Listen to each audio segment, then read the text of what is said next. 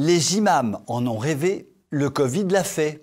Les jauges sanitaires ont même été utilisées dans le monde musulman pour organiser la ségrégation dans certaines mosquées en mettant purement et simplement les femmes à la porte. La belle histoire que je vais vous conter se passe à Roubaix, dans l'agglomération lilloise, dans le nord de ce qui fut la France, mais qui est déjà depuis un bon bout de temps un territoire complètement colonisé, notamment grâce au travail lent et patient des élus de gauche, Martine Ben Aubry en tête. Depuis le début de la pandémie, la mosquée Sunna n'est plus ouverte qu'aux hommes. Si jamais de braves musulmanes s'avisent de protester, elles s'entendront répondre, vertement comme il se doit, que la priorité doit être accordée aux hommes. C'est le Coran qui le dit, et ça tombe bien parce que le protocole sanitaire est d'accord avec la barbe du prophète.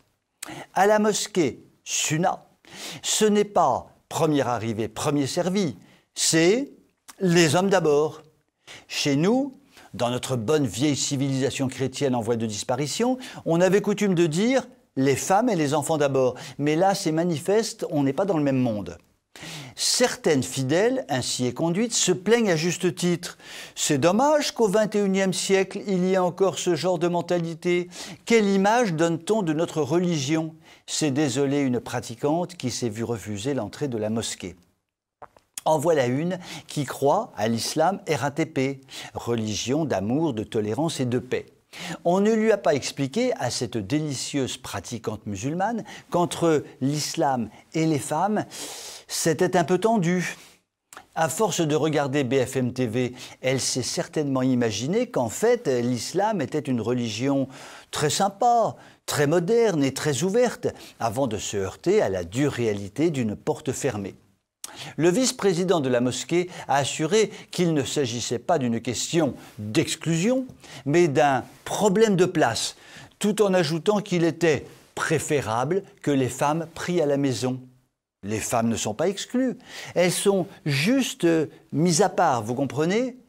Ou, si l'on veut, mises à l'écart, ou plutôt virées comme des malpropres si vous préférez. Donc en fait, exclues quoi si vous préférez. Pour ces pauvres créatures, en fait, la prière est facultative, contrairement aux hommes pour qui elle est obligatoire. Question subsidiaire, est-ce qu'au paradis, la place des femmes est elle aussi facultative? Vaste débat que TV Liberté ouvre donc à partir de ce soir. Je vous souhaite une excellente soirée.